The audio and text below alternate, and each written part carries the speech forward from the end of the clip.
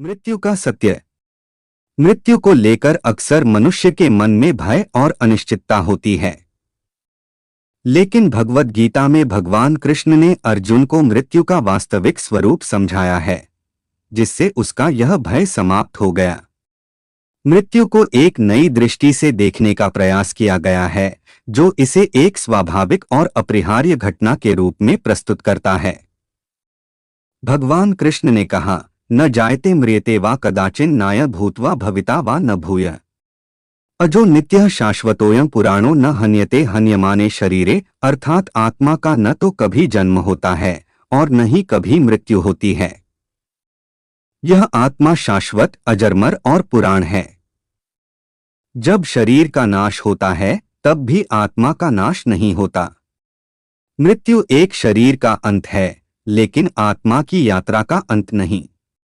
आत्मा एक शरीर को त्याग कर दूसरा शरीर धारण करती है।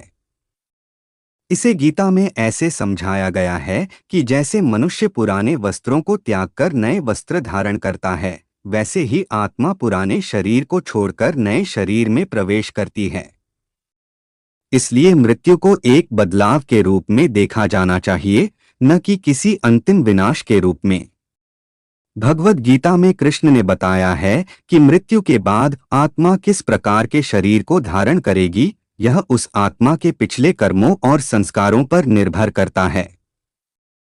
इस सिद्धांत को कर्म के सिद्धांत के रूप में जाना जाता है। जो व्यक्ति जीवन में धर्म और सत्य के मार्ग पर चलता है, वह मृत्यु के बाद भी एक श्रेष्ठ और शुभ जन्म प्राप्त करता है। वहीं जो व्यक्ति अधर्म और पाप के मार्ग पर चलता है, उसे अपने कर्मों के अनुसार दुखद अनुभवों का सामना करना पड़ता है। यह कर्म सिद्धांत आत्मा के निरंतर प्रवास की अवधारणा पर आधारित है, जिसे पुनर्जन्म के रूप में जाना जाता है। गीता में मृत्यु के बाद की यात्रा को भी विस्तृत रूप से समझाया गया है।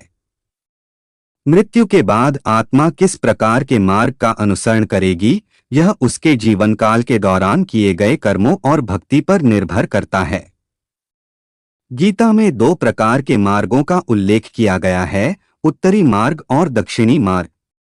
उत्तरी मार्ग वह है जो उन आत्माओं के लिए है जिन्होंने अपने जीवन काल में सत्य, धर्म और भक्ति का पालन किया है।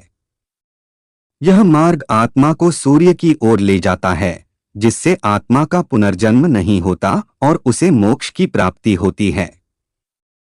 दूसरी ओर दक्षिणी मार्ग उन आत्माओं के लिए है जिन्होंने अधर्म और पाप का मार्ग अपनाया है। यह मार्ग आत्मा को चंद्रमा की ओर ले जाता है, जहां आत्मा को पुनर्जन्म के चक्र में प्रवेश करना पड़ता है। मृत्यु को लेकर भगवद गीता में कहा गया है कि मनुष्य को मृत्यु का भय नहीं होना चाहिए, क्योंकि यह आत्मा के लिए एक नए जीवन की शुरुआत है। मृत्यु केवल इस शारीरिक जीवन का अंत है, आत्मा का नहीं। आत्मा की अनंत यात्रा के संदर्भ में मृत्यु एक विश्राम की तरह है, जिसके बाद आत्मा अपने अगले जीवन की यात्रा शुरू करती है। मृत्यु के संदर्भ में एक और महत्वपूर्ण बिंदु यह है कि मृत्यु से पहले का समय कितना महत्वपूर्ण है।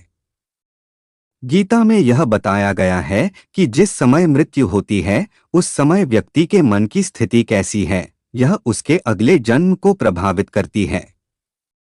इसलिए यह अत्यंत महत्वपूर्ण है कि व्यक्ति अपने अंतिम समय में ईश्वर का स्मरण करे, ताकि उसे एक शुभ जन्म की प्राप्ति हो सके या वह मोक्ष की ओर अग्रसर हो सके। यह विचार इस बात पर बल देता है कि मनुष्य को अपने जीवन के अंतिम क्षणों में मानसिक शांति और आध्यात्मिक चेतना प्राप्त करने का प्रयास करना चाहिए। गीता में भगवान कृष्ण ने अर्जुन को यह भी बताया कि आत्मा की अमरता को समझकर ही मृत्यु के भय से मुक्त हुआ जा सकता है। जब व्यक्ति यह जान लेता है कि उसकी आत्मा अमर है, तब वह मृत्यु को भी सहज रूप से स्वीकार कर सकता है। यह समझ जीवन को एक नई दिशा प्रदान करती है, जिसमें व्यक्ति अपने जीवन को अधिक अर्थपूर्ण और उद्देश्यपूर्ण तरीके से जीने की कोशिश करता है।